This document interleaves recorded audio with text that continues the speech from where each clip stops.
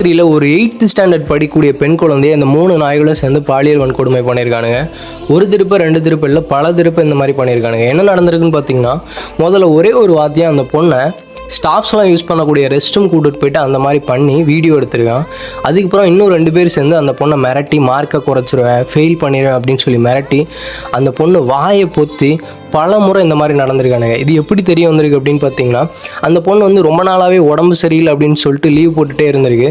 So அந்த பொண்ணோட parents வந்து அந்த பொண்ணை ஹாஸ்பிட்டலில் கூப்பிட்டு போய் செக் பண்ணும் சொல்லி தான் பயங்கரமான ஒரு விஷயம் தெரிய வந்திருக்கு. என்னென்னு பார்த்தீங்கன்னா, ஒரு 8th படிக்கக்கூடிய குழந்தை, ஒரு பெண் குழந்தை ப்ரெக்னெண்ட்டாக இருந்திருக்கு. அதுக்கு காரணம் இந்த 3 நாய்கள். என்னென்னு பார்த்தீங்கன்னா, இந்த 3 நாய்களுக்கும் கல்யாணம் ஆகி இந்த பொண்ணு வயசில் குழந்தைங்க இருந்திருக்கு. இந்த பொண்ணு முகத்தை பார்க்கும்போது அவன் பொண்ணு ஞாபகம் கூட வராதுன்றது எனக்கு தெரியல. ஆனால் நம்மளும் ஜஸ்டிஸ் ஃபார் இவங்க, ஜஸ்டிஸ் ஃபார் அவங்க, ஜஸ்டிஸ் ஃபார் இவங்க நம்ம கேட்டுக்கிட்டே தான் இருக்க போகிறோம். நாளுக்கு நாள் இது அதிகமாகிட்டே தான் இருக்குது. இது இப்போ அவனுக்கு என்ன நினைப்பானுங்க, தப்பு பண்ணியாச்சு, இப்போ உள்ளே போவானுங்க, கொஞ்ச நாளே வெளியே வந்துடுவானுங்க, திரும்ப அதே தப்பை பண்ணுவானுங்க. அதுக்கு பெருசாக தெரியாது.